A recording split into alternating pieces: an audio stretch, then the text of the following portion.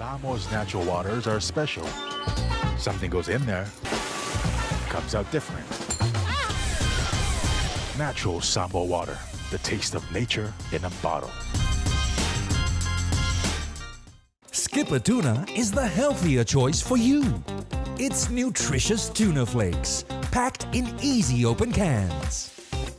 Get hooked on the great taste of Skipper tuna today.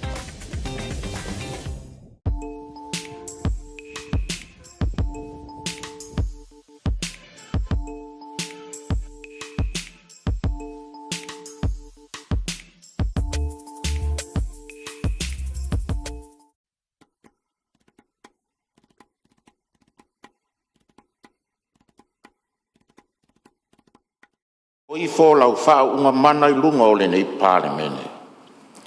Whaatonu mai oe na ia tonu ai a mātou whelafo inga mo le whaasili ina o lou lava vi inga. Ma le soifua lau le lei a tangata nuu o Samoa. Lo mātou ta mai o I le langi, ia pa ia lo suafa. Ia o mai lo malo, ia whai alo finangalo le lalolangi e peo na whai le langi. Ia e whai mai a te mātou le aso nei o a mātou mea ai te tau mane aso. Ia e whamangalo I a te mātou I a mātou wangasana.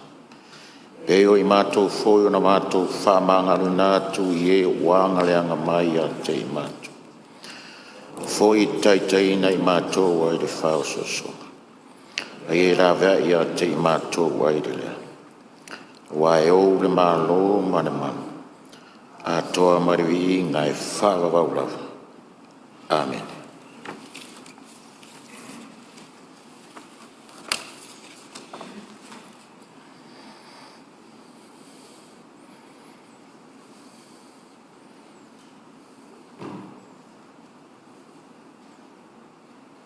Waftak, lana mai.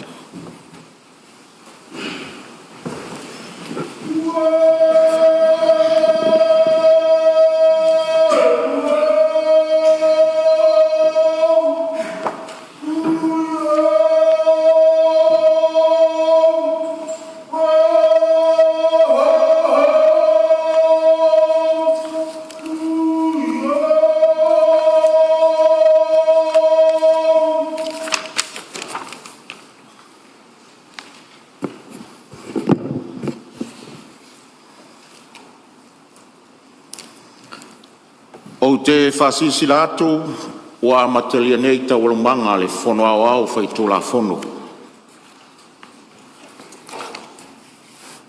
Ua mai a momori la palapa o malo, ao sa tātou taulanga osi le atua I le nei tae au. Talulo na lofa tau muli le pale la e o lana whaafonga pa ia. Ua mawhai ai ona tātou toe whisila whai I le manuia mo le whaauawina o ngā ruenga a le Palemene mo le nei tausanga. Fo I atu pia ia le vi inga o le whaamanu ma le whane e tanga I a te ia. A wā wana o ia e ou le vi inga umalawa. Ta oto pia ia pa ia e le avea o lo tātou maota nei. A wā o le alo whā uopo I ai maunga ma ele lo fia sa tatai I ai le tai. O sā mawhai ngā, a wā ainga ma tama. O tama fōi ma ainga, le usonga tu mua mapule, I tu au ma la taua, ainga le tai ma le waa o whono ti. O le malu maunu lea e tausi wa tele ai o ma malu wha le malo, ma pa ia wha le tala le lei. He lau a fio ngai lea ma malu o le malo, ma lau ma siofo. A fio, I a fio ngai suito fia ma masiofo, ma whale tua. Le sao wha inga le ta whatolu o I tu tino fe whataua ngai o le malo. Su mai tai ma wha urulunga o e ka le sia umai Samoa. Ma le pa ia o le au whai ngā ruenga wha uina o lana tala le lei. A o le mamalu fo I o Samoa, o loo awhawhio ma pāpā ao so se tafa o le nei lalolangi. O lea ua tātou utu vai ma tangi le nei tai au fo. Ua tūtonu fo ile aniva o whamanuianga o le tātou fōlaunga. Na ua ngā whaata o le fōlau o le whetū so polangi. Ua whamalo le fōlau, whamalo tailau. Ua tua nai whiele e mu atu le nātau sanga. O la ua sopo mai ma le ori le tātou whainga malanga i le nei tau sanga fō. Whamalo le unsai, whamalo le tau atai. Whatalofa ma whawheiloa i alo i atua i le tūlanga alo ia, i lo o tau soifua manuia ma le langi e mamā. Manuia le nei tau sanga fō. E le whaangalo ina fō i le tāpua e mai ana i o tātou uso le motu i sasae, i o upaia ma mamalu whalangia, le afio lau fionga i le kovana sili ma lo wharitua. Le kovana lutena ma lo wharitua, ma o lua ka peneta. Fio lau fionga le perestene o le senate ma lo wharitua, a fio senatoa le maota mawalunga. Fio lau fionga le whangwhitalai ma lo wharitua, a fio whaipule o le maota o sui. Lau fionga le whamsino sili ma le pai o le whamsinonga. Lau fionga le whailau tusio ma tā upu tau Samoa, a fio kovana o le whale lima. Fio lau fionga le whaipule o le konkeresi o le sui o Amerika Samoa, le konkeresi i Washington. O mamalu e tausiva tele e sua ma le vai whanua, fo mai tūlangi tu au ma la taua, sa ole o le lau New South Wales. Fio le lau na mutasi, a fio whaatui ala la taife talainga tō tō, ma upu le manua teli. Ma tau te whaatalofa atu le nei tai au fōu, ma lor soifua manuia, ma le langi e mamā. Manuia le nei tau sanga fōu. E paia fōi o le tātou maota i sui o mtanga ruenga, whala potonga, whapea niso le mamalu le atunu o tātou whatasi le nei tai au, e whaatalofa atu lau Palemene. A fio maia, a tala mai o ao, e ire manatu o le whongwhitalai, ua mawhatōtonga lo o tau whinangalo le tō whāmautanga e fōe ai le tātou ngā ruenga i le āmatanga o le nei tau sanga fōu. Ua fōu le tau sanga, ma i ai fōi le tali tonunga, ua tāpena ina masaunia i tātou uma i le atua. O ni tangata fōu ua whaata mao a inga ina i ana wha manuianga. A wātongu whai mo se manuia o Samoa. Anga le lei i le alo whai walo tātou maota i le nei tai au. Manuia tele usunga whono i tū malo e fia o le atunu. Manuia fōi le tāpua i mai o se o tātou atunu pele.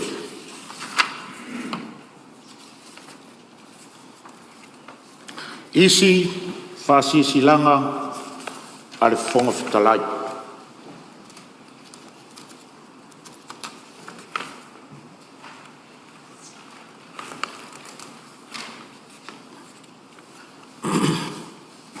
Tulona ia le paia o le Palemene, ae nā ono outu ina atu le nei mata upu i le tūlanga whaafautuanga i lo tātou maota.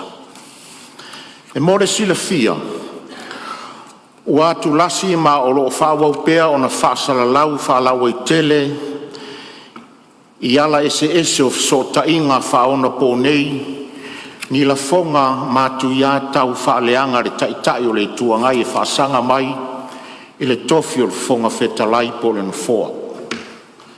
I le puipuinga o le mamalu o le tofinga o le fonga whetalai o le Palemene o le atunu. O le ala tonu leo le nei whasisilanga mo le sila fia manino le paia o le Palemene, ma le whaafonga tāpua i mai o lo tātou atunu. E ui o tua atu le maota sa whaatino a ia whasaralaunga. Peitai o le whaongaina, ua o le whaongaina le social media o te tari atu ai. E au lava ono o tari atu pei te tono le maota, a o no foia le no foa, o no tua inga tau whaaleanga e whaasanga i lo no foia o le no foa, ma le tau aveina o le tofi fofonga whitalai. Ua ta o tole sauro tonga o le tau tala e tusa mai a inga o le whawai. Pei tai foi, E a ona manino, e leo se saulo tonga e whaatino ai lea ia te tau se tūlanga e whaatupua i le vevesi. I le vāo le istangata ma le istangata, le vātangata. Ua la lango lo tātou no nofo, ua mai atu tofi lo tātou vātapu. Ua o manatu ai, ua whao ngāre social media e whaatino se ai lea ia te tau lea. E oso whai ai ia unei ma le nofo le Palemene, i le nei mata upu. E ui o tua atu le maota na la lafo ai ia whaupunga, ai lo utari tonunga, tātou o taitai o le atunu. E te tau lava o no tātou tau solo mua e whaatino so o se whaatinonga, e whiso o tai malo tātou vala awina. I au wala e vau ia ai le whaonga aina ni le fonga po ni upu whaowinga lua, tau whai o le isi sui mamalu, po le fonga whatalai. Wa tātou tūla whono tū maula iti o amio tau o loa. E ta tau ona whaaloalo le isi sui su fono i le isi sui su fono. E vāsanga tutusa le lei ma la tātou wanga nu o le vātangata ma le ava whata. Tātou o matai, a o taitai fo le atunu e ala i tofi usu fono le Palemene. Wa au mai ai le whaaloalo a tātou i tū mālo ma le atunu. I le tari tonu o au nei o le fonga whatalai. E le lei ona o whaasala lau masasea le taitai o le tuangai e whaasanga i a tia. O le fonga whatalai ma le whaatautainga o le fono o le Palemene. O te leo tau fia ni o utou awanoa e sauno ai mta upu. O loo whaatulanga mo a tātou tau walamanga. O le saunoanga whaaminsta le Palemia. E le mawhai o na talanoaina le taimi na fola si ai. O a tātou whainga ia wha Palemene. A mai o na whafonga le mōta i se saunoanga whaaminsta. O na whaatulo le lafo e whaatati ai le laulau a fono lea saunoanga whaaminsta. O le lafo e a ngai i le whaataatia i le laulau a fono. So se mata upe whaataatia i le laulau a fono e whaatulanga i le pepa o ngā luenga. Mo le whaasolonga o mata upe tala noa ina ai. A e le mawhai o na tala noa ina loa i le taimi lava lea. Se i wāngana o se lafo e whaamaunia e le Palemene e talo sanga ina i se awanoa mo se tala noa ina. E nā o le paule o le awala e mawhai ai. O le mta upu lea na e tūlai mta umwhai ma i se awanoa e tala noa i peitai e le ai se isi o lau vaenga na lango ina. E le ai fo i se isi o le Palemene la lango ina. O le whai unga mi o tonu la e le whaia le me te whina ngalo i ai, le anga e le o se me whina ngalo i ai le Palemene. E le o tu sai ma tu la fono tu mau a le Palemene, peitai. O e whasara lau whalau i te le o au tau fia wanoa tau te sau no ai. Ma o e whapea mai wa wanoa au tau te o i tu e whasara lau ai. O wheo i aini whainga wha Palemene whapea nei. E le aini aina inga, e le aini aia inga whapena o le tātou ngā ruanga. E se se lo tula i mai whinau ina ia tala no ina lor sau noanga whaaminsta le Palemene le nā aso fono. E le aise isi o lau vaenga o le Palemene, po le Palemene na i oi lo whina ngalo. A o lea foi o se se le whaasara launga o e whai e si o tātou watonu. O te leo tau fia ni awanoa e sau noa in mota. Ai o te whamana atu pea tō la whono tū mau ma whainga māsani. E lima taita ina ai le tātou ngā luenga le mea e tāla whia ngai. Ma mata upu e le tūsai mata i ala o le tātou ngā luenga. Ma tū la whono tū mau. Ua umana whai unga le mauta i upu lau vale na e lafo le Palemia. O le ale tō i eise upu o le whongwhitalai. O no lo o ia e tātou tū la whono. E le mawhai na toi tā ua se mta upo uman whai ai whai unga le Palemene peitai. E au na o tali atu e whapea ua matua se se le whaasara launga o e whai ai lunga o Port Kalame. E leo ni suanga na whaia a o upu foina e la lafo i taimi o whono i lunga o lou no foa o lou i tū malo. E leo ni upu na whai whawhatu o mota. Mo lou sila fia se i longa ua ave ese le whai longa o le pule le meis. Ma tu tonu o le maota le e i o lumatu le whailau tusi molona soa tau. O nao whato a whaapea lea ua mae a se whanotanga o le na aso. Fai le fai unga ia te ono tono na mota na e la foi Upolu tal fia ngai Palemene. A lea ua e whasala lau o le Palemene ne e talia so se fai tala. Tu lou le ngangana Samoa. E o lava Upolu e fai le maketi e moria i lava se susu fono. A ua te tau mamaina le mamalu o le fono le atunu. Saunuanga i e whasase e le atunu ma whapea ai o whainga ia le Palemene mana whai unga. O e tau whai ma whasara lau e whapea o walu watu pongi sa i lava ma le whafonga whetalai tai se sea le Palemene. Ua mai mau lo whalo alo atu. E le whaia whapea nā lau ngā ruenga. So ia tātou te whasase le atunu. Ta luai ona o tau talangia ura palapa ele ma fo ia te au whasara lau ngai whapea e fou le whafonga whetalai whatoa whatau sang. E vai e fou se tama e le malama. O lono winga, ia e valea le whafonga whetalai tulou wa Samoa. Ua mata ngā mata o maua laloina lo mātou wala awina le tau solomua ona la lafa. Ma whaasala lau ni whaamatalanga tau whai te se le tau aveina o le fōle nei. E leo ni upu e taringo fie leanga ua tau maua laloina i lo utamari anga. Ua tau valea ma whaamata ngā ina a. Ai maise o lo a inga male tu malo male lalolangi atoa. Ua au lau tai lo tangata e lea whaina. Pe tai o te awa leanga o le tu malo male atunu. Pe le ua lava e lea lau fionga e wholonga tā aore a o winu pe iai. O upo le atunu i le tō whawhita lai se ua na o tama whaingana whata avale lana moso. A whai ue manatu o vai e le lei pea ona o whape atu o le atoanga le nā o so si tangata soifua e vai tau mwhai. Malama tangata uma e sila fia le atua o nā o le atua o iai le poto na te lilingi mai ia i tātou teito tasi. Tātou te le maua lava le poto i so se mea a ua nā o le atua e maua ai pe ao tātou whatanga sia lana mea lofa. Lau lava le nava ai whaatangata ia tau ai e te le o sila fia le sila mai le atua. Ia tātou tango fia ma o tātou whaaloloia le no fō le Palemene o le no fō le atunu. O upuia e masani o nei saunua ia i le mauta nei o tō whinga uma o tō whinga mai le atua. O le whaiva foi, malau ngā ruenga, malau mā whau le atua e sosoani mai so vai.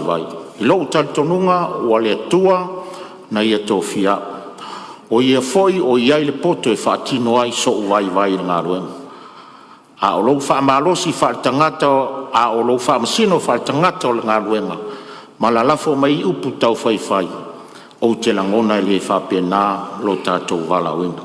O te lea man ia fo i le anga ngana lea ti Apolu i le mawai se nofo le lei o uso ma le atunu. Ua o mātau ai le social media ma awala i tua e oso whai ma iai ni foa.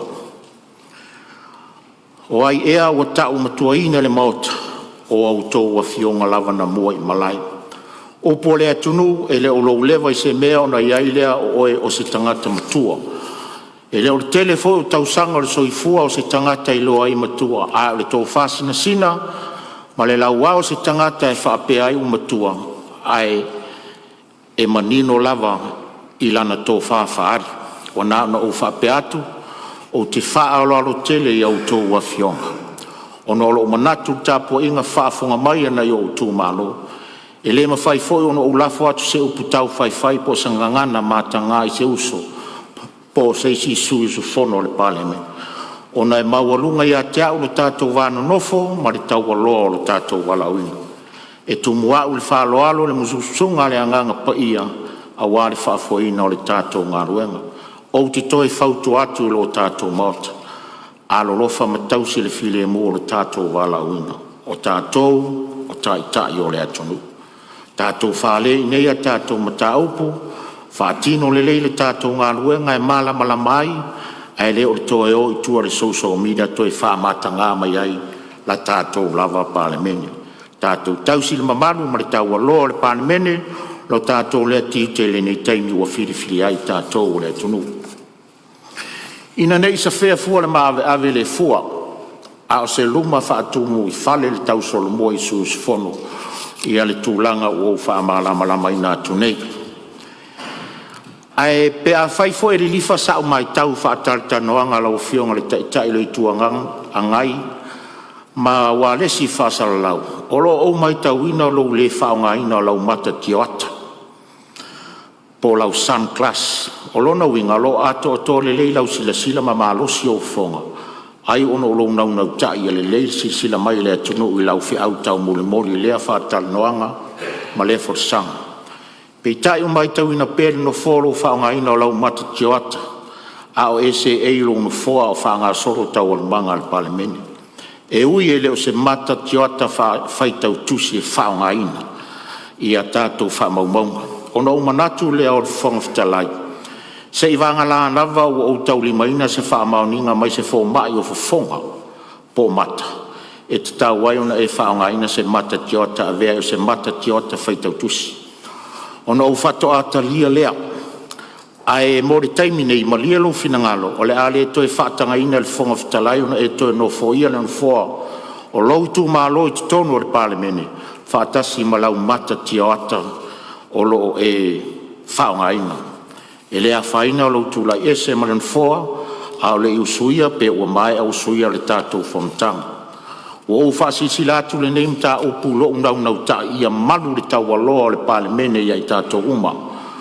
Tātou lava ma malu ai o tātou fo i tau leanga i nailo tātou taimi le Palemene.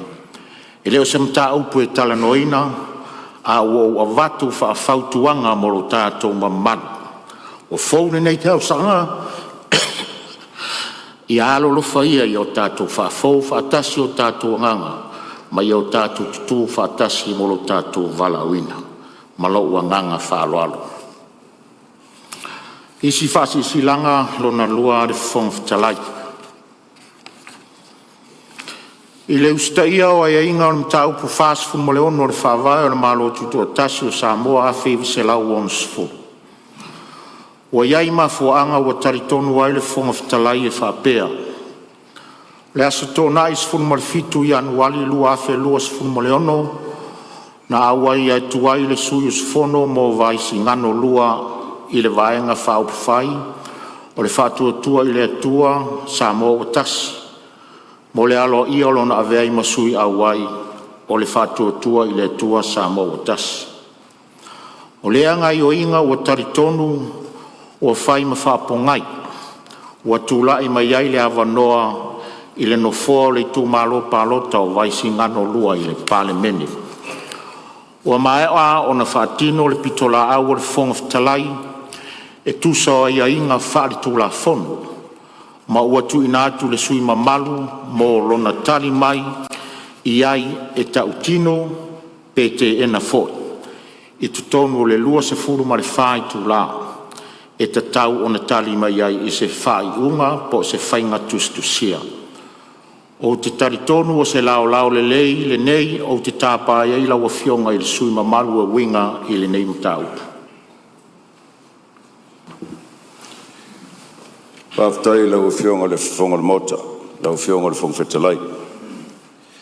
O te maratu o leo o whaafonga Samoa a mai se foi le nei Palemene mamalu. I le mtaupu e whola sia manino. Ia e iei leo le taritonunga lau o fionga. O te tāpā le fsoswani a le a fionga foi le whailau tusi o le fono whaifu la fono lau sunga ili.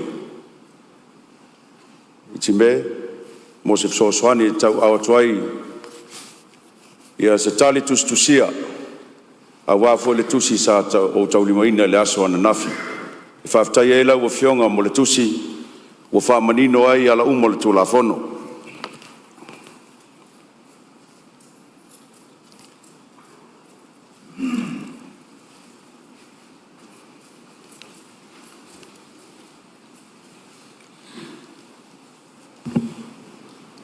Mo le silafia e le mamalu foi o le whono uso a mese Palemene a ale whafonga Tupua i Samoa. O le nā o tali manino atu i lau o fionga e tusai ma le tusi na o tau limaina. Ma o te tau tino ai I ala le tulafono sa whapena ona e au mai le tusi ma e mole tuela ua nganga whaaftai I la ufionga I le vaenga mai e le taritununga o ala le tulafono o ala I o le amitonu ma e taritonu foi o le taun unga leo le neim taupu ma lo ua nganga whaaloalo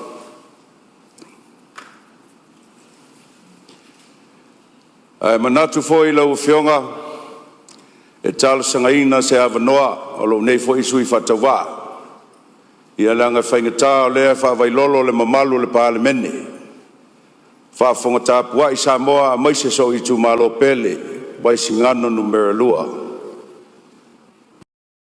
se whai ai se tala pupu ia tau ana moli ai se upu whaamanusina a wale Tupua inga o lo I tumalo te talo atu lea malengang whaaloalo I la ufionga I le whafonga le mota whaftai lau fionga I le sui o vaisi ngano lua o tau lima ina alo ia nei lo tali tusia mai e tusa o le tusi al fonga fitalai I awala whare tula fono e uia o lea ua o tau lima ina nei le taimile nei ia a le avanoa nei tu inatu e tusa o lo te talo mai lan foa sau noanga e winga le mta upu nei malenganga whaaloalo whaftai tele lau fionga le fonga fitalai o te manatu o leo ua whaavao tutui le maota. O le maota e mai tau ai leo whaalele upu. Ai mai se foi lau mai tau laulu. O le maota sa o Samoa e vevete ai upu. E tala ai le fili whaatulatoa. A o le maota tala whauto I foi le upenga tau taiae. Ai mai se tau tai to tofi. Pe o na iai o tau fionga sui mamalu le Palemene. E le tari tonunga e le tau toi fola le fala a wa le wata oto ai tupe o tau le fonga e le toi tau tala fo le siapo lau tele o Samoa a wa mai o na mamanu fatite tu le toa mapona a mai se le fale Upolu tofinga ta oto la e le fale Upolu tofi o Samoa wa lo la to faiva tau silea ai a wa na whapena o na si le viinga ma le whaftai le tua e velo foi le tia mawalunga o le tia e matau tia pe o le tala na whai le tia o tia talanga wa le tua pule tisele o le tua pule whasoifua leo mafua eo na sopa utu ia ma sopa langi lo toi soifua a maise lo matau wola le nei foi la sanga o le tausanga fau ia le pa ia o Samoa le Palemene mamalu e ala whafonga Tupua I o sio I tumalo vai singano lua e tu sai manei foi la sanga ua tatou la sia ona lo tau finangalo momoli ma le tau fasa pe ona fonoa ai fau papa whapena ai ona tatala ai le tofa ma le fau tautanga I whanua li lea ua whatino I le so ua moli mau foi mamalu o le atunu I upenga ta whailangi I le aso foi ua tuanai sa whapena ai o na whatino le tofa inga msataua ia tainane foi le mamalu ia lupit whanua ma ufangalilo tangaloa tainane to le foa le mapu mani noa maumua utu ma whaitau ma le nofo I tua inga e whangasa a se fautanga momoli foi al fetalainga tutasi o le ua whalanu ma ave lau to whale alunga mal whale whao taua o a uso tau au auna o a uso tau tama whanau no tau tusi lima iai matanga loa tusi iai e whai ma vae ma lima a se leo e momoli tutono le fono uso Samoa a lea ua o toi uia alo le atu ma mailo tau tofa I le suia leo le alavaa e folau wailo tatu sa ma o te usitai ia te o tau lo I tumalo pele lo I tumalo pele o lo ai tau malai lo tatu malai fau papa ma whanuali Ainga masatau. Ainga Tupua, ainga nofo, ainga papa, ainga sata whaiwha. Al mamalu ia te oe leo mamala satau. Aia le paia le tātou nuu I pai. Aia tau mai I le siu papa I mautā ma wharewau. Matua le tuu I whau papa. O le nei aso, o le au atou molimau o le a whatino ala le tūlafono. A ala le tūlafono, o ala leo la mio tonu mal tau foi lea I le tua puri tele. Tapu ai maia, whawhetai tele, whawhetai le tō whasa, whawhetai le whautanga, a tapa au, ai ale moe whawhale Upolu. O te ustai, I lo I tu malo pele, I la o tau whātou whaala inga. Whawhetai le ula, sa tau tō te ulai. Whawhetai le pale, o tau whapale ina ia. Whawhetai le titi, o titi ai. Alo I tu malo pele, o lo tau whina ngalo leo o whaia. Malo le tapuai, malo le whātotoa.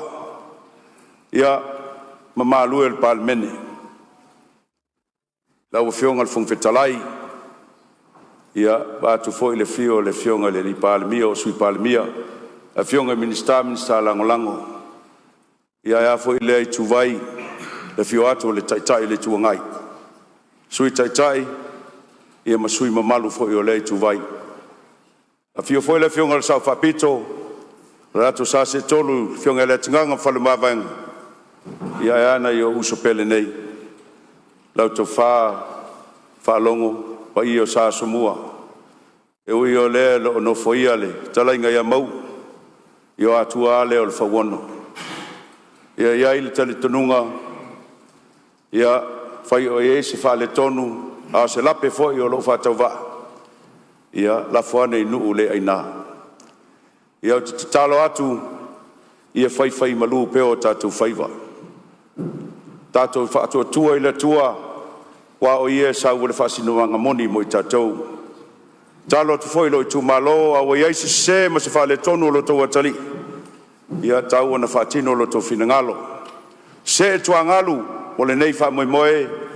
E peo na taoto ai ala tu la fono. O na tātou walo lea. Whatino lo tau whinangalo. A inga masataua. O lo ustai lea I le tulafono, o lo ustai lea I le amiotonu, o lo ustai lea I le silafanga mamana le atua.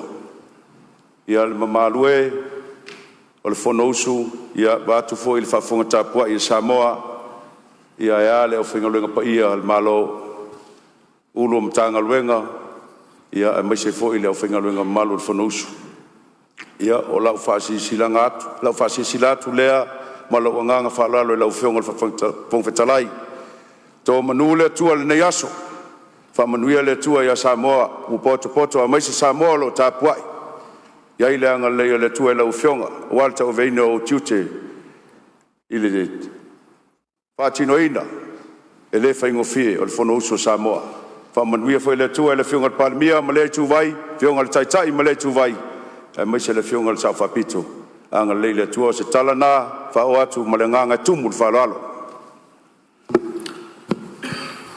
o fa malo sa no lo fionga sui mamat o te fa tai te le atu lo finangalo mamla mai tu sa wa ia inga fa tu la fono le nem ta up yo upo masani ai le tunu le tawilo le tup fa tai te le mo le yas wa ta oto la sa no anga le mot wa fa fonga Palemene ma wa fa fonga fo I Samoa lo Tupua I mai talo la lafola I le tua lo fa moe ma to talo Tupua I lo wal faiva tu sai o ia inga o tatu ngaruenga le a o tatu tau mawai ai fa wa ngaruenga al Palemene u fa tulanga mo le yas lo fangia fo le tua lo fiat ma to teleina manu teleina foi toenga le yaso mo lo fa lo fa tai le mai ta watu le tu le mai tai o malo ia tu watu la mano lo fionga le Palemene tai tele la fionga le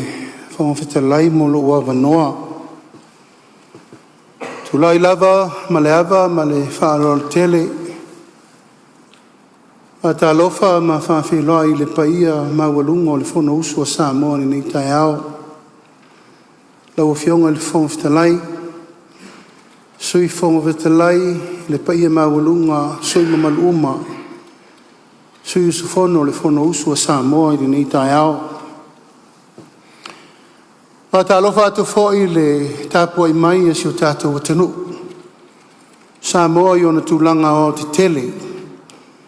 Mai maunga te tele sa ia pa ia maunga iti. Pa ia whaatala le lei. Ma malu whaale atu nuu tainane ma malu whaale malo. Na ngona fōi le nei tai ao le whaaftai le atua e ala le tātou taulanga osi. Tātou te velo I pēa luluai a Samoa le malama. O tātou momori lapa lapa o mālo e lolo mai pēa le langi. E whai mato o manga ma mauai le tātou while mū. A tātou walo fo I lau whionga le whangawhetalai. I le tātou luai whawantanga o le nei fo I masina. Nei fo I tausanga talu na tātou malolo mai whainga malolonga. O le atu fo I le nganga a malo I lau whionga. Ia ono whai walo whilima wala usau noanga manino I le tai au nei. E le mama ia te au tai tai o le malolo whaololo ma au. E le mama fo I le mātou whalongolongo atu. Sui mamalu o le Palemene o lo la lango o le puipuinga. O le mamalu o le nofoa le nai te alalai. Ai sea, o le nofoa e whaaloalo mai ai Samoa. Ma o le nofoa na whiriwhiria whiri tupetoa e Samoa atoa. Peitai, o le ua talatala ma le lalo fina ngalo. O e tangi talatala fo I mawhaali loua nganga ma fatia. E ala I upu matala o le lava whai. Whai pea. O tumu le fua. Ma ua tau nui tau nu unga e ngata ai me uma. Mo le mai tau a Samoa. Lau a whionga le whangawhetala, ia suatu vai manu I puenga.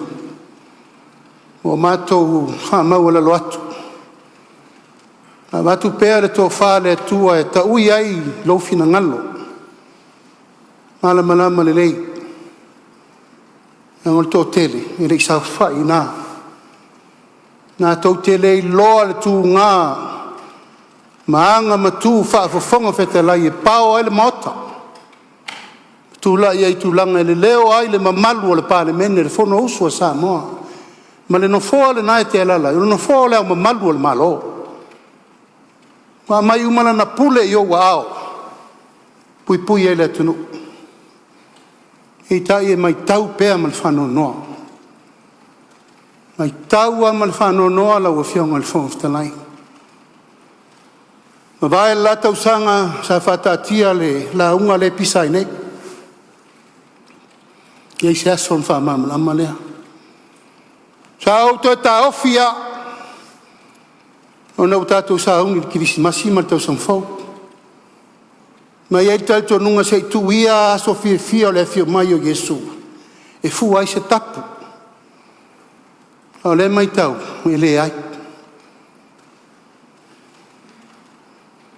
Tai au le nei, whai vai se lo pepe. Nanga le tupu so me nei no fo ingo le Palemene.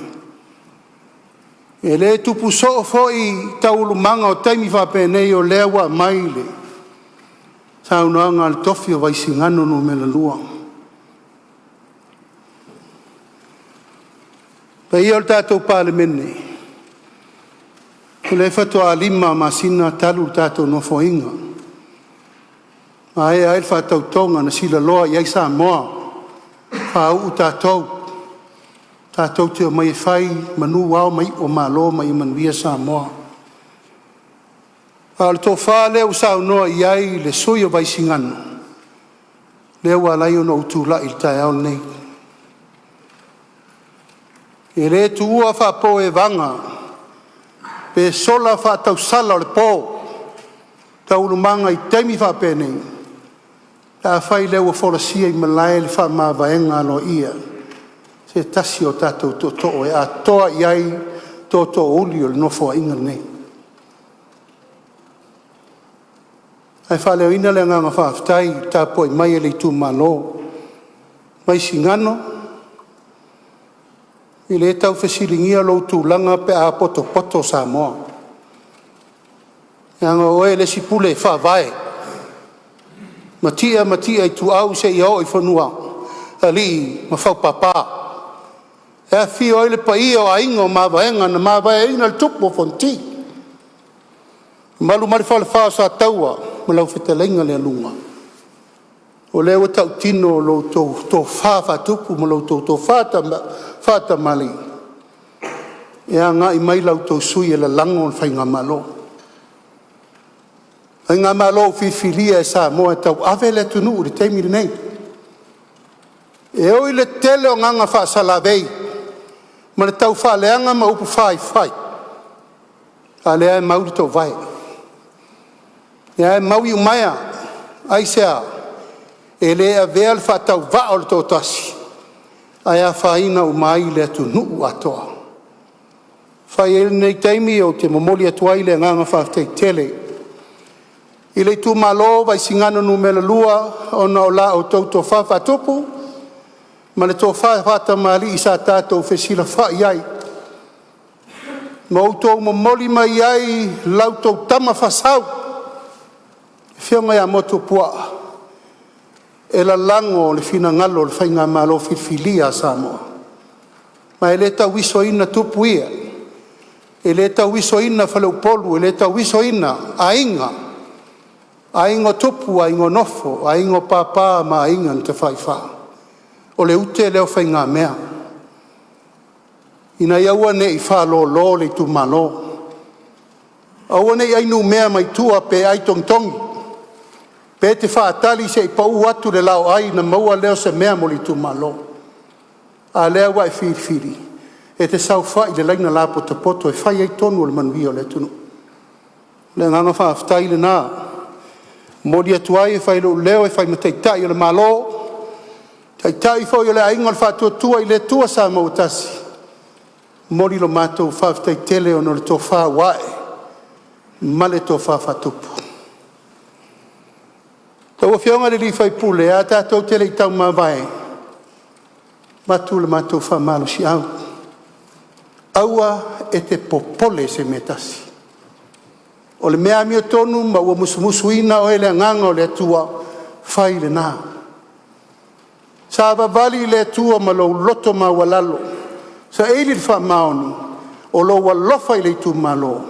Wai whai ai whai unga lea. O uma no sa vali le o ngā sami le nā. Uma. La le talia le atua. Le ua u taitai le malo. Tai o ele ri le va mu e te ta oto ai o ma le atua ma lo tali tonunga. E le oe. Ai e lofa I lo tu malo ma Samoa. O le matou wha manuia le nā. Alo I o whai wa manaia. Apo lau foe ma lo le masa le salo. Ma i e tali tonu lo wala wina. Ta pena fia. Whai ngā whiringa le atunu. Ta pena fia. Whai ngā whiringa lo tu malo. O tu whaatasi le vaenga whai mātou te atu le lango. Ina ia tau lau o le wha moe. O le tātou tu malo. Ina ia e to e tūlai mai. E tau ave o tō whinga mo le lumanai. A tō wha manui atu. O e msi o tō rua msi au whanau.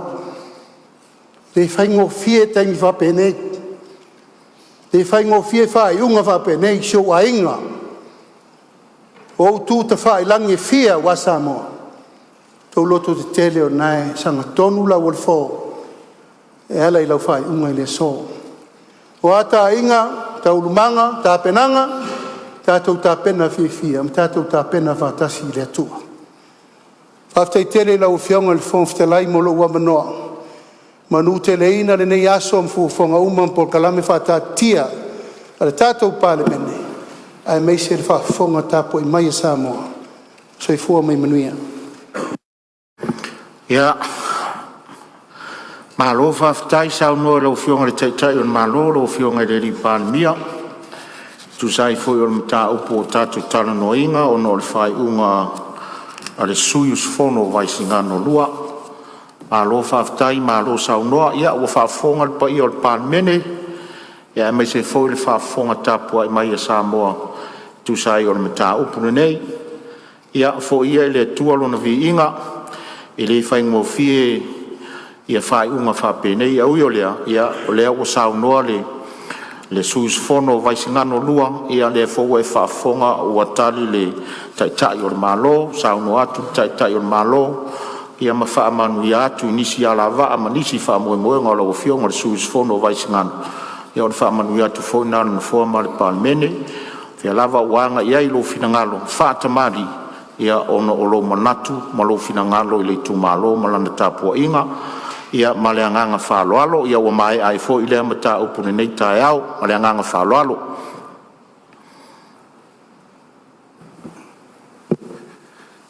Ia, ai li tu uale mautafono momoli atu le nganga whaftai lau fionga li Palemene. Sui o le tofi filifilia o Samoa. Lau sunga lau le mali toa. Upu whalai au. Tō matawina ai le nei sāwalinga. Wa talinga e fia longo le mango le lunga mal whalwhau tau. Whaftai lau fionga whewhetalai. Sio tu malo Samoa wau. To Apia le tai. Ma alua le Palemene. Tātou toi wheiloa i fo isa so le tamai. Manu ia tele whanusu. Whaftai.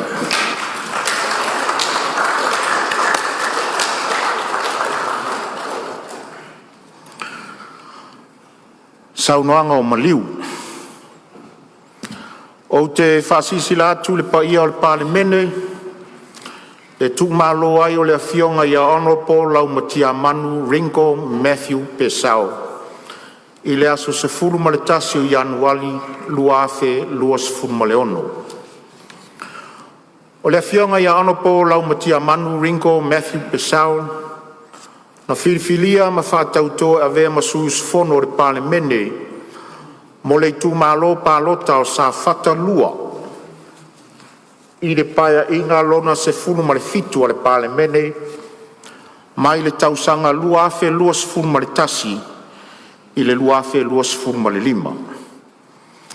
Sa tō fia o ia a vea ma minsta lango o le mtanga luenga o ngā luenga. Whela ua inga ma tina e SS. Na muli ane to e tō fia a vea ma minsta o le kapeneta mo le matanga luenga o tā alonga.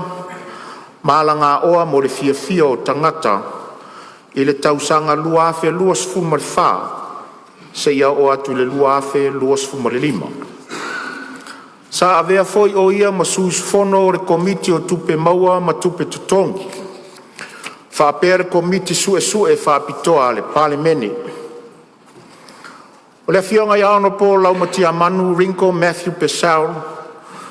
O se sui o le vaenga whauwhai o le whatuatua i le atua Samoa utas. E avea ile nei avanoa tāua. E whai eile leo le whongwhitalai. Ma sui o le Palemene mo mori atu ai wha maisenga ma wha mawhana whanmanga. I le fionga i le wharetua. O le nofo alo o a inga. Le afioanga ma le itu malo. O na le maftanga motusia ma le fionga i le sui mamalu. E ala i le malanga le maliu ma le oti. E tu sauanga masani o le tatu maota nei. O te vala ua tuai ma le anganga ma ua lalo le paia o le nei Palemene. Nei o tatu tutula i whatasi mau. Mo se minute e tasi. E whailo ai lo tatu whaalo alo i le afionga le sui mamalu. Ua whai ilangi le wholaunga.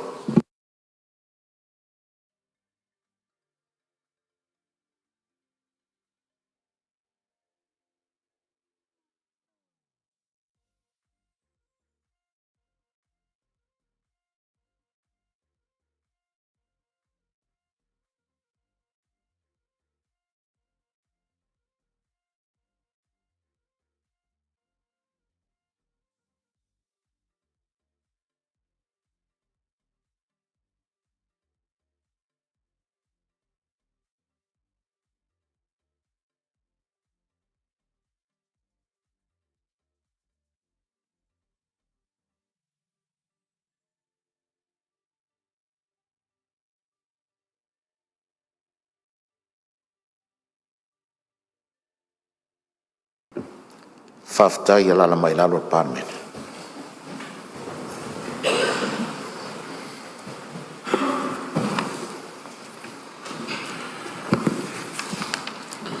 Tuina atu pepa.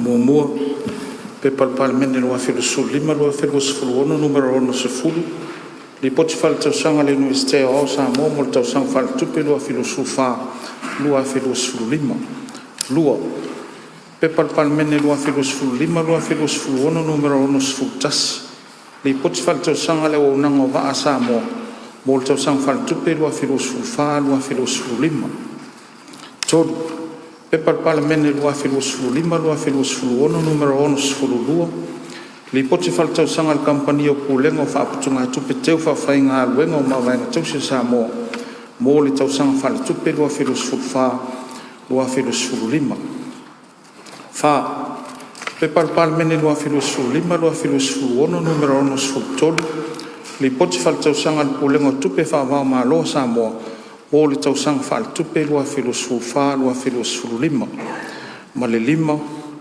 pepa le Palemene lua filosofululima lua filosofuluono numero 14 li poti fale tausaga le komisi o le toe fuataʻiga o tulafono Samoa mo le tausaga fa'aletupe lua filosofa lua filosofululima fa'aloalo laufioga Tuina atu o lipoti a komiti wha'Palemene. tasi pepa le Palemene lua filosofululima lua filosofuluono numero 15 li poti le komiti o tupe maua ma tupe totogi i le tulafono taufa'aofi o teuteuga o aiaiga ese ave sea o tu'usaunoaga o lafoga mo kampani fa'avao malo lua afe 25 fa'aloalo laufioga Lafo al komisi wha'Palemene. Tuna i mai lau fionga le sui te teifono le komisi wha'Palemene lau fionga i le sui whongwhetalai.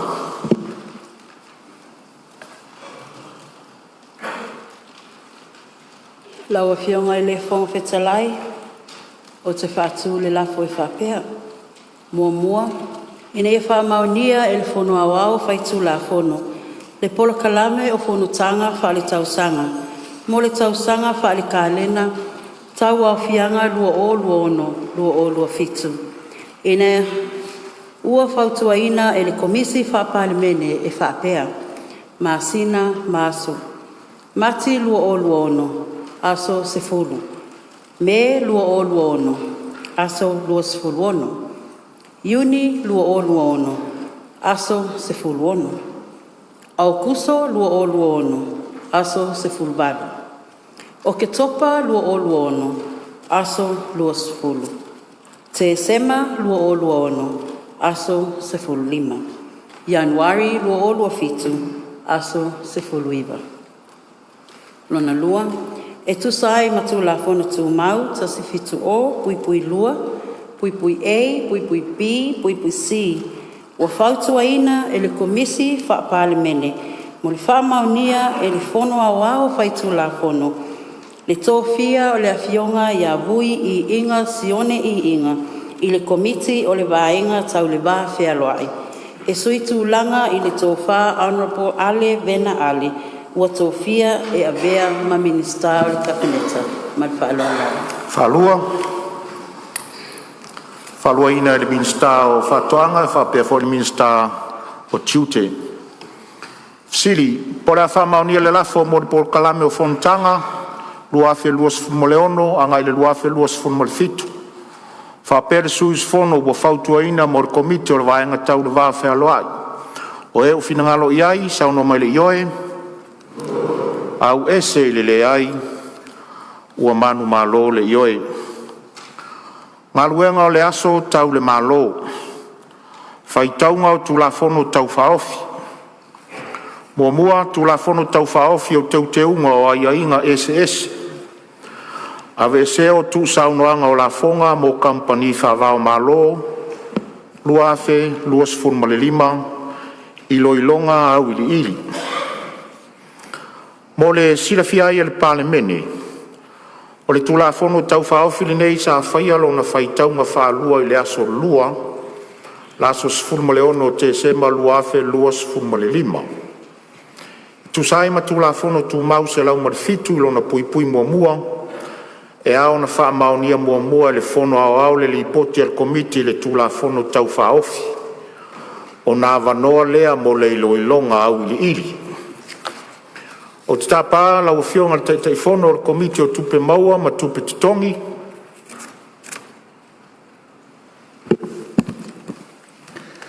Lau whionga I le whonga whitalai. O te whātū le lafo. Ina ia wha maonia le fono au. Le lipoti al komiti. O lo whautuina ai. Ina ia wha ngā soro tu la fono tau whaofi. O teunga o aiainga ese. Ave sea o tu saunoanga o la fonga mo company wha malo lua lima. Wha tasi ma le wha saonga.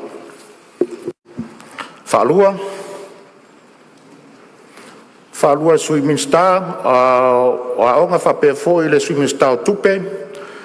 Sili, po le a whamauria le lafo e whina reisa o no mere ioe.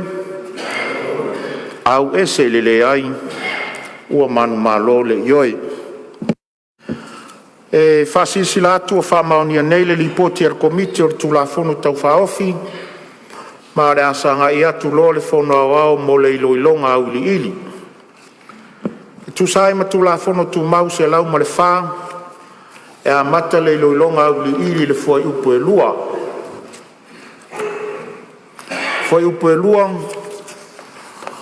Ua teuwina le tulafono company whaavao malo. A whewa se lau waru sifun ma le waru. Fesili. Nau vionga rong vitalai ane. Mala anga whaalo pe mosia manu fisili ai. Ia, o lea ua tulai mai le sui teitai o le ituangai ia, saunu e tu sori. Ia e mua moana whamauina whaftai lau vionga rong vitalai niktai au. Whawhila I alo I atu e wa pe hoi lau vionga ni Palemene ma lau ka peneta. Ia a vionga mistala ngolango ma le sui fong vitalai. Ia e atu fo ina vionga taitai le tuangai ia ma sui manu ma nei tu ia. Wa malo sui fua manuia tātou whonga mua nei hoi tau sang fau. Ia leo si I tai o tātou sa. Wa tātou wholaunga nei tau sang. Ia talo a ia. Ia mamao ne peaulanga. Ngalu whāti o mani. Ngalu whāti lolo. Ia tātou wholaunga, tātou tau no manuia si uia nei hoi tau sanga ma tātou ngatuenga. Ia o tū lai mana ngangu whaaloalo e fisili. Whaftai le whionga te whono le komiti. Matongo fiel li poti. Ar fisili. Ia lau manino mai li poti a lau whionga ma tau komiti. Ia le whapasene o kompania le stala tātou sifa e kompania mai Europa. Iwa sulono pasene o kompania Asia. Ia le fōlinga mai. O le lisi uli lea. O se mana onga mai atunu Europa. Ina I pasia tu la fono teu nei. Ia ona vese leo le ngō Samoa me lisi uli Europa na whapasene e kompania. Ia le stala tātou. Ina e tātou sifa. O kompania Europa. Arvisiri e se lisi uli atunu Asia. O tere tupe tātou sifa le mo me atunu Asia, kompania me atunu Asia. Iwa suono pasene le pena mai lau lipoti. Loa. A whaila o le la a vesere nei la fonga. O pe o le la tongi a la fonga a vesere ni whamanuia. O le ase e fia se tupe fua. Se tupe o le ale to e mau al tātou sifa. O le ase si sila tau komiti le tūlanga lea. E Europa ia la ti register. O na winga la le to e listala ina la ese ma listala. Le to e mau ala tātou tupe na. E ma tupe o la isene. Fia se estimate nga to sila le ale to e mau al tātou sifa. Mai te unga leo tu la fono nei. Whapsiri lea ma le whalalo lau whionga le kongwitalai. Ma lo whaftai, saunua lau whionga le suiti tai le tuangai. Ia po whafonga mai le tau komiti, lau whionga le te fono. Tulai mai e tani mai. Lau whionga le whongtalai. I le taun whai e tali atu le whesiri mua e mo ina le 4% o company mai i Europa.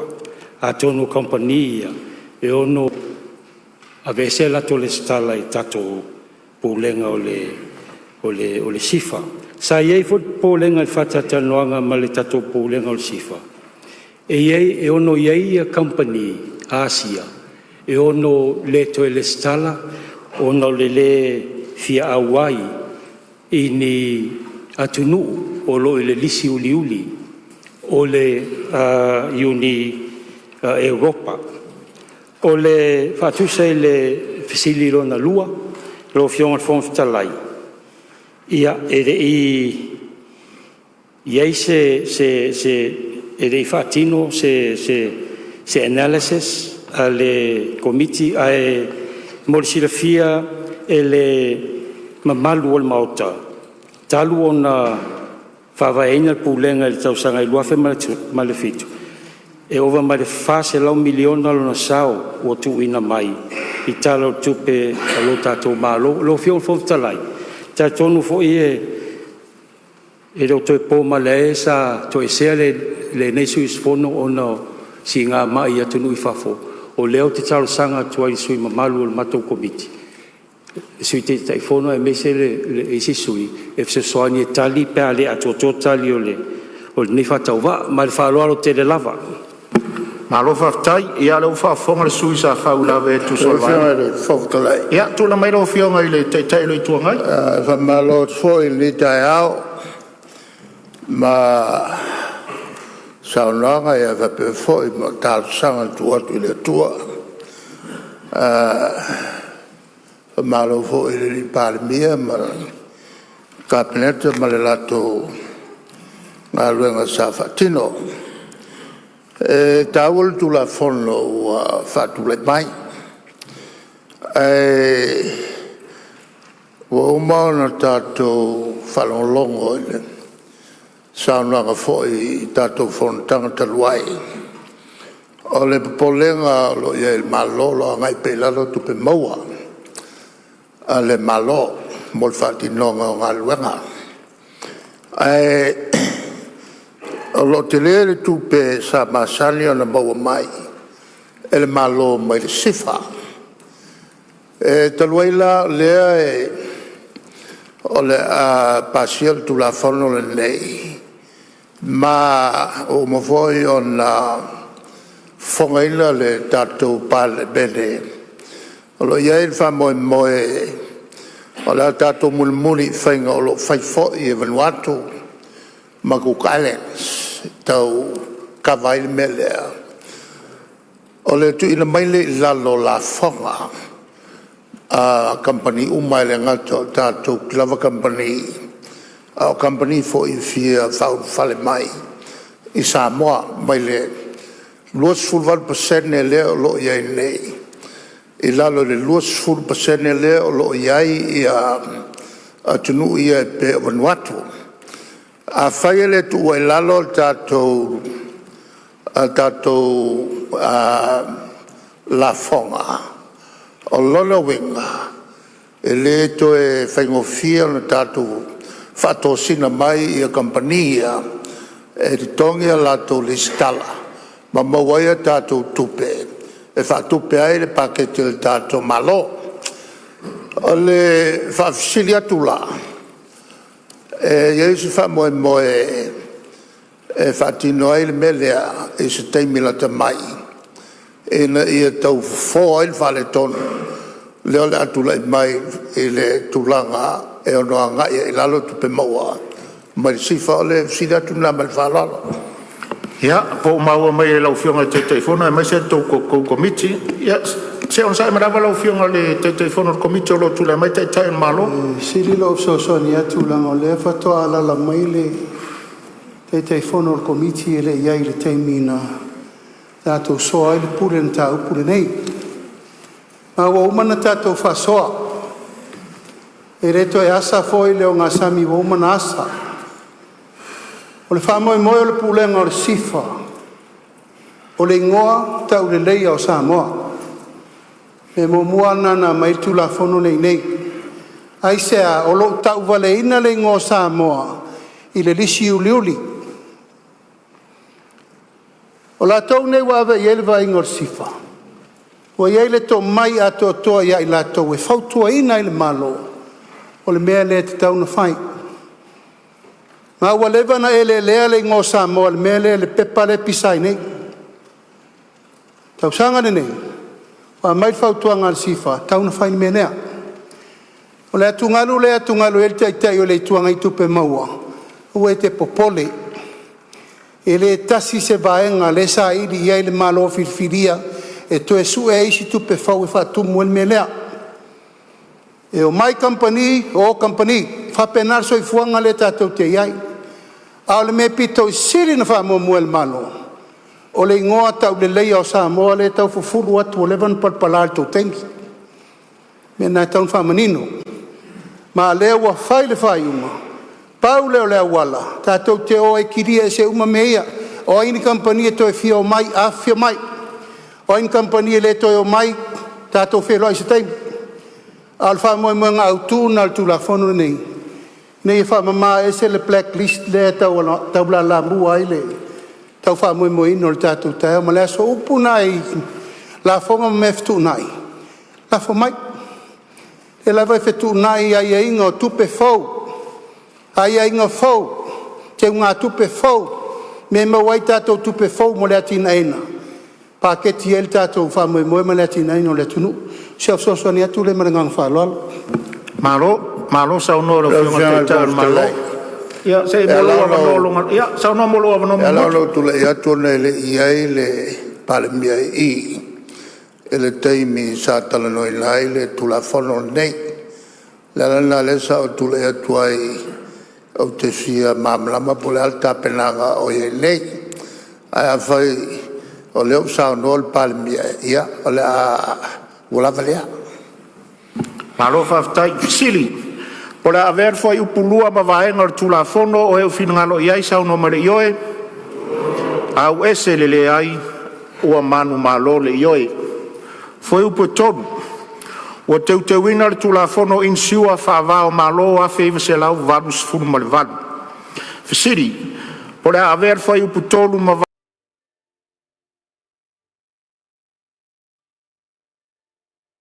vaenga o le tula whono o e u whinangalo iai sau noa mai le ioe. Au ese le ai ua manu malo le ioe. Fai upo e whaa. Ua teuina le tula whono teu ngā tupe whaavao malo lua afe ma le lima. Fesili. Po le a ver fai upu wha ma vaenga o le tula whono o e u whinangalo iai sauno ma le ioe. Au ese i le ai ua manu malo le ioe. Fai upu e lima. Ua teuina le tula whono company whaavao malo mo se wha moe moenga wha pitoa lua afe se furu ma le lua. Fesili. Po le a avere fua i upu lima ma vaenga o le tula whono o e u whinangalo iai sauno mai le ioe. Au ese i le ai ua manu malo le ioe. Fua i upu e ono.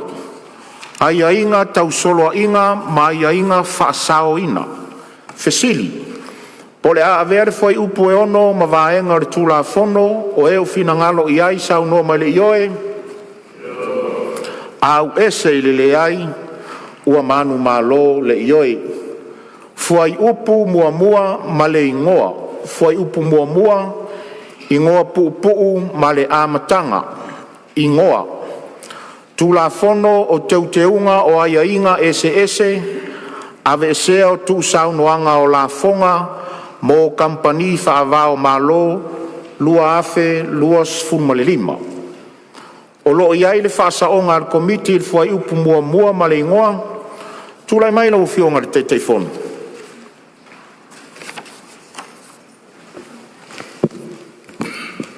Lau o whionga i le whongwhitalai, o te whaatū le whaasaonga i le fuai upu mua mua ma le ingoa o le tula whono e whapea.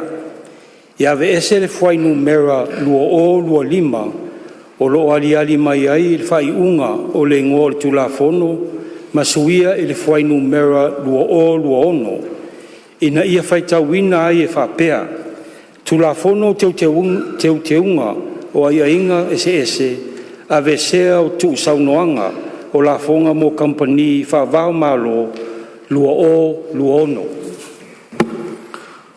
Sili, po le a whamaunia le whasaonga, o e finangalo i ai sauno mai le ioe, au ese i le ai, ua manu malo le ioe.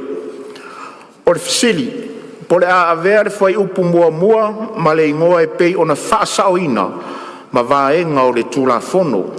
O e finangalo i ai sauno mai le ioe, au ese i le ai, ua manu malo le ioe. E whasisi la atu o whanga solo nei le tulafono tau whaofi o teuteunga o aiainga ese.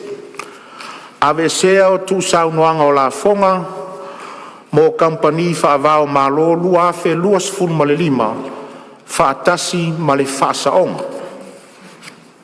Lafo mo le whaatatia ese o tulafono tu mau. O te tāpala o fionga le Palemene mo le lafo. Aftai lau fionga le fonftalai, tulai, tu le lafo, ina ia whatati ese tu lafo na tu mau, se lau ma le valu, pui wha, ma vano ai whaitonga whatolu, o tu lafo na tau whaofi o teu tengo a inga i se ese, ave sea tu saunoanga o lafonga o company whaavao malo, lua afe lusuwono, e peo na iloina o ili le tae au nei. Whalua le fionga sui Palemene, le fionga le minsta o tupe, minsta o talonga, malanga o mo le fia whapea fo i le minsta o whamasnonga. Sili, po le a whamaunia le lafo o e o finangalo i ai sauno ma le ioe, au ese i le ai, ua manu malo le ioe. Ua whamaunia le lafo ma o le asanga i atuloa mo le whaitaunga whaatolu o le tulafono tau whaofi, e pei o na iloina au ili i le nei tae au. Tulafono tau whaofi o teuteunga o aiainga ese. Ave sea o tu saunoanga o lafo, mo company whaavao malo lua afe luas fulmaleono, whaitaunga whaatolu. Tula mai lau fionga le minsta o tupe. Lau fionga i le fonga fitalai, o te whātū le lafo. Ina ia whaitauina nei le tū lafono tau whaofi o te unga o aiainga ese. Ave sea o tu saunoanga o lafonga mo company whaavao malo lua ono i lona whaitaunga whaatolu.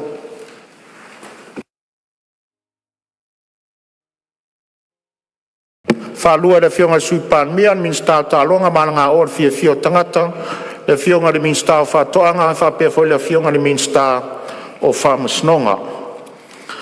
Po rea whaitauina nei tu la fono tau whaofi o teuteunga i ainga ese, ave sea o tu saunoanga o la fonga mo company whaavao malo lua afe luas fumaleono i lona whaitaunga whaatolu, o eo finangalo i ai sauno mali ioe, au ese i le ai, ua manu malo le ioe. Stula foto i te wetula fono ese. Ina ia vese ai whainga whapitoa tau la fono o tui nātui company whawao malo ua resta laina il pūlenga tupe whawao malo Samoa ma mōm ta upu e whsotai ai e whatatau i la vese o Samoa mai le lisi le Uni Europa lea e au fi e tunu e le langolangoina ma ta upu tau la fono. O te whasirisera atu ua maea o na whangasora le tulafono tau whaofi o teuteunga, o aiainga ese, ave sea o tu saunoanga o la fonga mo company whaavao malo, lua afe luas fulmaleono le Palemene ua poto, ma ua whapea o na pasia le mota.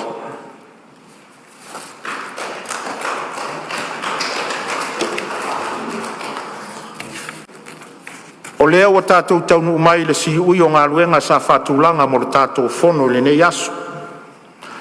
E ai foi le taitonunga o le atoanga foi leo ngā luenga mo le wholotanga sa whatulanga mo le nei masina. E taru ai fo'i e le'i usta'ia le iwa sefulu aso e tali mai ai le mālo i li poti a komiti fa Palemene. Sa whātātia ia te sema mo le tausaga ua tuana. O le ala leo le le mawhai o na whātino se iloilonga o li poti a komiti. Whātasi ai matali a le mālo. O le whanotanga e so ai e pe o na whātulanga mō mati. O le ātatau ona tuina mai ai tali a le mālo. Ma whaanga solo ai loa le iloiloina whaatasi ma li poti a komiti wha Palemene. O wha mālo le usfono, whaaftai le ono sai pa ia o le Palemene le nei tae au. Ai maise o le tapua inga sui o mtanga luenga ma Samoa o whaafonga tapua i mai. Via le atua se ngā luenga o mwhai o na whai le nei aso. Ma ia whai lea ma ona vi inga. Tele a tātou ngā luenga ua whase atu komiti. Ia i fori tari tonunga, le a ngā lulue uma tātou mo iloilonga ma toi li poti mai taimi. E tusa o a tātou tu la fono tu mau. Le a whailoa i le komiti o le vaenga o atina ese nei pe a mai a le fono mo le sa ilia o lau tau tai fono ma le sui tai fono. O le a whātaunuina la utou whiloainga le potu fono numele tasi. O komiti wha Palemene le maota o le tia whau eti a le sana i mulinu. Tāru sia le lofo le atua toenga o le nei aso. O a foi ni whiau o whātari tali mai i anga le lei lele. Pea o tātou tala i a mua ma mulimuli le alofa o le atua i o outou wāwhiwhio atu. Ai tātou te lei tōropo te tāro sanga atu, le suis fono mo whasale le anga numere tasi, se e sa unia se tālo e whai wai le tātou fontanga. Sisiri e se lava oelo mātou atua, o le te whaia pēr mea le lei le soifua ma le ola o le tangati. Le ala foi leo le mātou to e awhi atu le nei tae ao le mātou atua si o mātou whawhitai alo wanga le lei. Au wa mai ata wa manga lau Palemene fa ftai le nganga o le file mu wa maua le nei aso lo matu watua vi ia pe ma fa manuina i o no mele lei ma me sidi te tapena pe ma le soifua ma lo matu wol fa mangalo i matu fa mangalo lo matu fa maua lulunga ai mai so lo matu tusi dima wa le atangi ai le ia le fe alfani pe ona e fina ngalo ai mo i matu Mātou wala auta mai e lofa sausauina i mātou lo toto e mamai o mātou whale tonu. La fua iatu ia te oe to enga o le nei aso, whea o le anga iai lau whanau. Tuli muri aulo ina le soifua au auna malo mātou wola i o ao anga le lei. Mātou wala au le li ia au mai le tō whapa ia au mai manatu le lei, mātou te soala au pulei manuia mo se o mātou atunu. Mātou ngā lulue wheo e o iai, mātou ngā lulue ma whetausi iai, na ia tangia pea fōringa o elo mātou atua ilo mātou wola. Tātou ma oile nei aso atoa se ia pō. Ona o lo lava suafa Iesua mātou wole matalo atuai. Amen. Malo whaftai, tu sai fo taro sanga molia e whai winai le tātou whontanga nei aso ilo fionga il sui minsta. Ia, sanga whamanuia le tue wala wina ma tō whinga wa tō whia iai.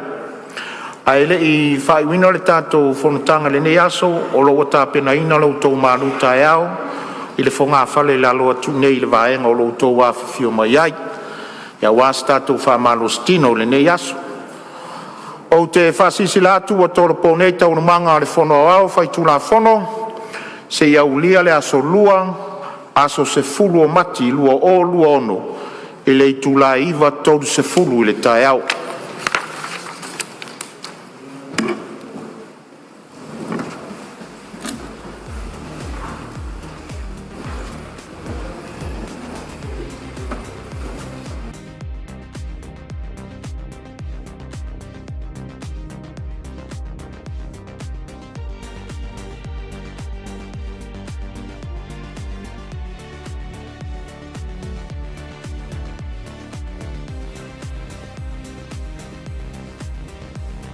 Post-traumatic stress disorder is an anxiety disorder that can result from a traumatic event.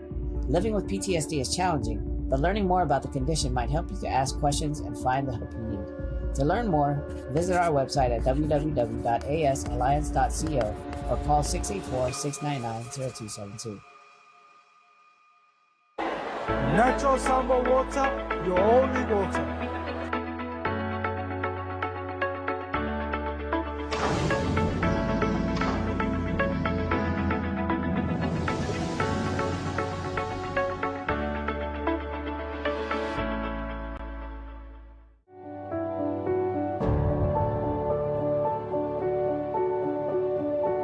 Unwind your busy day with a cup of royal tea. Royal tea, complete satisfaction with every sip.